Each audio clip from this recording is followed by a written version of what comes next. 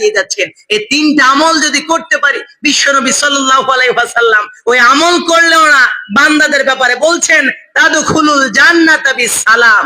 আল্লাহু আকবার। বিশ্বনবী বলছেন এই তিনটা আমলের মাধ্যমে বান্দা চির সুখময় স্থান জান্নাতুল ফেরদাউসে প্রবেশ করবে। সুবহানাল্লাহ। সুতরাং আমরা যদি চাই আমলগুলো যদি আমরা করতে পারি, হ্যাঁ, মানুষদেরকে দেখলেই বেশি বেশি করে সালামের আমল, সাধ্য অনুযায়ী মানুষদেরকে খাওয়ানোর আমল, তারপর সল্লু বিল লাইলি ওয়ান নাস নিয়াম, মানুষগুলো যখন ঘুমিয়ে থাকে সেই মুহূর্তে যায় নামাজ বেশি ও শ্রীসুক্ত নয় রব্বে কারিমের কাছে সাহায্য প্রার্থনা, নামাজ আদায় করা। এই শিক্ষা রমজান মাসে আমরা যেমনি পেয়েছি, বাকি 11 মাসে যেন এই আমলটা করতে পারি। মানুষদেরকে খাওয়া দেওয়ার প্রতি উৎসাহী হওয়া, এই আমলটা যেন বাকি 11 মাসও করতে পারি। এই শিক্ষা দিয়ে মাহে রমজান আমাদের কাছ থেকে বিদায় নিচ্ছে। মাহে রমজান 4 নাম্বার শিক্ষা আমাদেরকে দিয়ে যাচ্ছে। রমজান মাস আমাদেরকে উত্তম চরিত্রবান হওয়ার ট্রেনিং দিয়ে মাহে রমজান আমাদের কাছ থেকে বিদায় নিচ্ছে।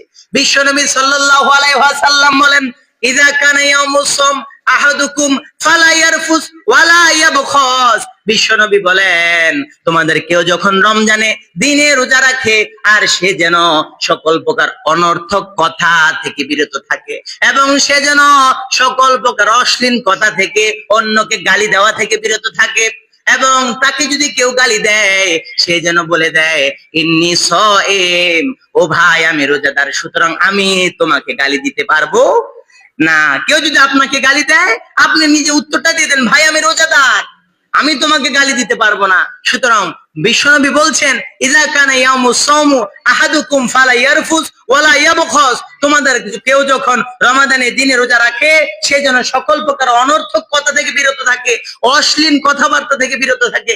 কিন্তু দুঃখের বিষয় হলো সত্য, রোজা রেখেও অনেকে দুষ্টামির বশত অশ্লীল কথাবার্তা বলে কি বলে না, মনেও করে না যে এটা গুনাহের কাজ।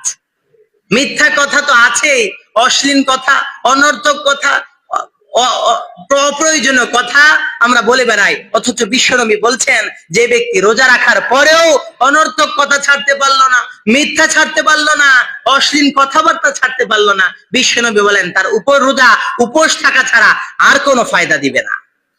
আমরা কি চাই আমাদের রোজাটা এই পর্যায়ে চলে যাক? আমরা কেউ চাই না, আমাদের চাই আমাদের রোজাটা কবুল হোক। সুতরাং যতগুলো রোজা রেখেছি আল্লাহ তাআলা কবুল করুক, যতগুলো সামনে আছে সেগুলো যেন এই হাদিসটা অনুযায়ী শুনে আমল করতে পারে আল্লাহ তাআলা প্রত্যেককে তৌফিক দান করুক। আমরা বলি আমিন।